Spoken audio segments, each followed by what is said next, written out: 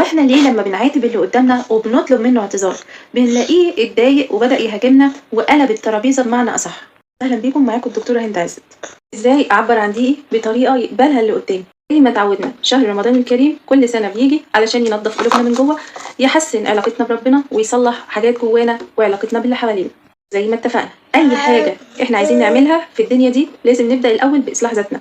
عشان نعاتب اللي قدامنا صح لازم الأول نفكر ازاي هنعاتب. طريقة العتاب نفسها بتفرق كتير قوي. أنا زعلان دلوقتي من حد، فرصة ليك في شهر رمضان إن أنت تروح وتعاتبه، وطريقة عتابك يبقى بطريقة معينة علشان اللي قدامك يتقبل وما يقلبش الترابيزة عليك ويعتبره هجوم. أي حد بيحس بالخطر ويحس إن اللي قدامه عمال يهاجمه أو ينتقده بيعمل خط دفاع، ومستحيل أبدا إنك تاخد منه اعتذار أو يعترف بغلطه. الطريقة دي هتخلي اللي قدامك يقبل منك العتاب ويعترف بغلطه. أول حاجة بلاش تبدأ العتاب وأنت حاسس نفسك متضايق، لأن أنت متضايق معناته هتقول كلام مش هيعجبك بعدين وهتندم عليه. ممكن تقعد تتكلم في مواضيع ملهاش علاقة بالموضوع الأساسي أو تجيب حاجات من سنين فاتت. تاني حاجة، في فرق بين العتاب والهجوم. الهجوم بيبدأ بكلمة أنت عملت كذا وأنت فيك كذا. الشخص ده عمال يحمي نفسه من هجماتك لأنك طلعته إنسان وحش في نظرك وإن هو شخص غير مرغوب فيه، فتلاقيه عمال يحمي نفسه، ممكن يقلب الترابيزة، ممكن يقول ما عملتش، ممكن ينكر. اللي قدامك هيحس ان انت عمال تهاجمه فيحاول ان هو يدافع عن نفسه ويعمل لنفسه حماية، وده شيء طبيعي جدا لانه هيحس ان انت شايفه بطريقة مش كويسة. كده انت هتتكلم بطريقة ان انت هتعبر عن مشاعرك وفي نفس الوقت هتقوله ايه الحاجة اللي مضايقاك منه. زي مثلا هتقوله انا متضايق او انا حسيت بالحزن او انا حسيت بالضيق لما انت عملت كذا كذا. مثلا ان انا مش مهم لما جه يوم عيد ميلادي وانت ما كلمتنيش. أنا بتوصل رسالة للي قدامك إن أنا متحمل مسؤولية مشاعري اللي حاسس بيها، ومنتظر منك إنك تتحمل مسؤولية اللي أنت عملته، منك أنت إنك تتعاطف معايا وتحس بالمشاعر اللي أنا حاسسها وشوف نتيجة أفعالك وتأثيرها عليا كان إيه. تالتة، إنك تختار وقت العتاب اللي قدامك يكون فيه صافي الذهن، ما يكونش متضايق مثلا من حاجة وهو ما عندوش الاستعداد إنه حد يضايقه أكتر أو يعاتبه على حاجة، فرد فعله هيكون مش كويس، أو يكون مبسوط مثلا وأنت جاي تعاتبه فتقلب اليوم بنكد. الرابعة، إنك تستخدم طريقة التعميم، يعني تحكم على الشخص اللي قدامك، تقول له مثلا أنت عمرك ما عملت كذا، أنت مستحيل تتغير، أنت دايما كده. أصعب حاجة على الإنسان اللي قدامه إنه يحس إنه ما فيش أي مميزات وإن كل حاجة فيه وحشة ومش عاجبة الناس التانية. بتحسس اللي قدامك إنه فاشل إن هو يرضيك، وبالتالي ممكن يزيد أكتر في إن هو يبقى أسوأ من الأول.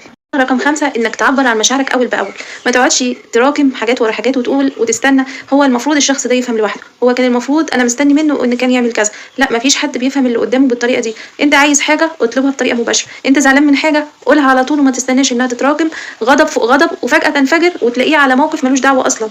دي تعبيرك في اللحظة دي هيكون غير مناسب تماما، واللي حواليك هيغلطوك ليه، لأن ممكن مشاعرك دي وغضبك ده أكبر من الموقف بكتير. 6، خليك هين لين. حد جاي يصالحك ويعتذر خلاص اقبل اعتذاره، ما تصعبش الامور على اللي جاي يعتذر لك او يكلمك ومستني يصالح، ما تصعبش الامور على اللي حواليك وتخليه شايل هم هو ازاي يكلمك وازاي هيصالحك. صلى الله عليه وسلم بيقول ان المؤمن يبقى هين ولين، وممنوع ان احنا نخاصم حد 3 ايام. كل الحاجات دي في الدين ان احنا ما نصعبش الامور على اللي حوالينا علشان الدنيا ابسط بكتير من اللي احنا شايفينه ومتخيلين. في شهر رمضان انك تحاول انك تصلح علاقاتك باللي حواليك. 7، احيانا بيكون في تصرفات معينه مستنيينها من اللي حوالينا علشان نرضى عنهم ونحاول ان احنا نصفى ونعدي الموقف. الحاجات دي حاول تقولها للي قدامك علشان يعرف كويس انت عايز ايه بالظبط وايه المطلوب، بدل ما نحتار ونحاول ان احنا نفكر بطريقه واللي قدامنا بيفكر بطريقه نتعشم في اللي قدامنا وما نلاقيش، لان اللي قدامنا مش فاهمنا ومش عارف احنا عايزين ايه. مفيش مشكله انك تاخد وقتك وتهدى لو انت عايز تاخد مساحتك، لانك متضايق من اللي حواليك فعايز تاخد وقتك ومساحتك. ده حقك طبعا في ان انت تحس بالحزن، تحس بالغضب من اللي قدامك، فحقك ان انت تاخد وقتك علشان تصفى من اللي قدامك وتحاول تفكر في الموقف والاحداث اللي حصلت. قبل ما تعمل كده لازم تبقى معرف الطرف التاني انك انت محتاج الوقت ده والمساحه دي برضو علشان يعرف ان انت ليه مش عايز تكلمه وليه عايز تبعد، علشان يفهم الامور بشكل اوضح، ما تبقاش شخص بتبعد وهو مش عارف انت بعدت ليه.